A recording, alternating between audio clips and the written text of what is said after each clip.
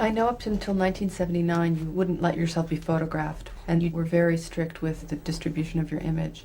And then you changed. Why did you have that prohibition, and then what made you change?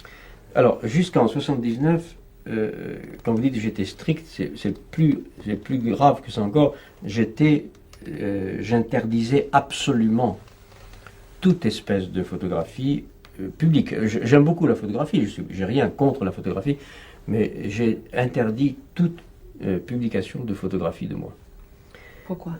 Pourquoi? Alors, c'est une histoire très compliquée, probablement, hein, mais une raison, probablement, parmi d'autres, c'est que je croyais que le discours que je tenais, que ce que j'écrivais sur l'écriture, sur la littérature, sur la chose littéraire, etc., devait conduire socialement et politiquement à la défétichisation de l'auteur, et notamment de l'auteur tel qu'il apparaît dans les codes de la photographie publique, c'est-à-dire l'image de l'auteur, le portrait de la tête, quelquefois sur un fond de livre, comme ici, ou bien en train d'écrire. Je trouvais ça d'abord ridicule, comique, et relevant de conventions sociales avec lesquelles je voulais rompre. Donc je disais, écrire, c'est se retirer, et surtout, même si on paraît en écrivant, on paraît toujours en écrivant. Publier, c'est paraître. Mais au moins, faisons que ce paraître ne soit pas cadré par les usages courants de l'édition de la photographie, où on montre l'auteur, la tête de l'auteur, ou l'auteur en train d'écrire.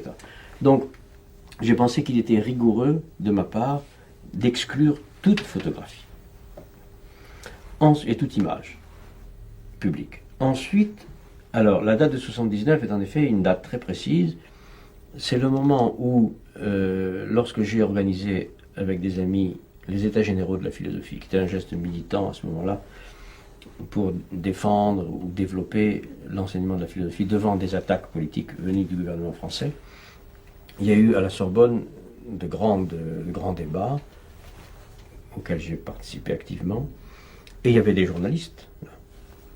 Et selon la loi, une de ces lois auxquelles je m'intéresse beaucoup, selon la loi qui veut que quand on prend la parole dans un espace public, dans certaines conditions, vous ne contrôlez plus votre image. Et donc il y a eu des photographies qui sont parues. Je dois dire, pour rappeler une chose amusante, que la première photographie qui est parue, en principe de moi, avec mon nom dans un journal, il y avait Jacques Derrida, aux États généraux de la philosophie. Et de dos, on voyait quelqu'un qui n'était pas moi, qui était un de mes amis, chauve. Donc on voyait une tête totalement chauve. C'est la première photographie légendée, Jacques Derrida. Ensuite, il y en a eu d'autres. Et dès lors que ces photographies étaient public, available, je n'ai plus pu contrôler l'interdiction, confirmer l'interdiction, et donc j'ai laissé aller. Avant d'expliquer pourquoi j'ai ensuite continué à laisser aller, je voudrais revenir sur d'autres raisons probablement de l'interdiction antérieure. C'est pas seulement probablement pour les raisons théoriques et politiques que je viens de dire, c'est que j'ai probablement avec mon image, avec l'image de mon visage, un rapport compliqué, hein, qui est un mélange de, comment appeler ça, d'horreur narcissique, c'est-à-dire je supporte très mal l'image de mon visage, et donc je n'aime pas la voir comme ça. Je n'aime pas, disons. Hein, bon. Plus l'effet de mort qu'il y a toujours dans les photographies, comme maintenant d'ailleurs, hein, la mort rôde là. Hein, bon. Alors il y a cette espèce presque de superstition, d'attitude. C'est depuis votre enfance que vous ne supportez pas votre image? Oui, enfin, c'est compliqué, parce que oui, j'étais dans mon enfance attentif sur un mode ambigu, disons, probablement d'amour, haine, comme ça, du visage. Et puis, à mesure que j'ai vieilli, c'est devenu de plus en plus, je suis devenu adulte, etc., de plus en plus difficile. Et en tout cas, je ne voulais pas que n'importe qui puisse disposer de l'image comme ça. Bon. Donc il y avait de ma part une sorte d'anxiété. C'était pas simplement une protestation politique, comme je l'ai dit tout à l'heure, ou théorique politique, il y avait une sorte d'anxiété à voir cette image publiée. À la fois, anxiété à la fois narcissique ou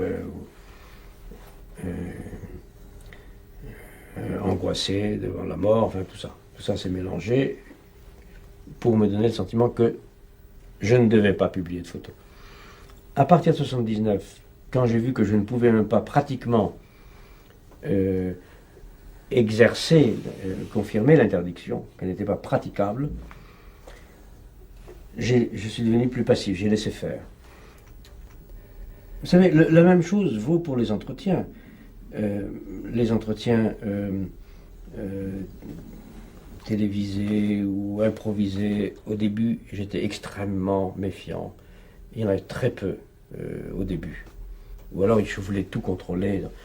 Maintenant, je dois dire que je suis plus passif. Je laisse, plus résigné à ce que ça parte.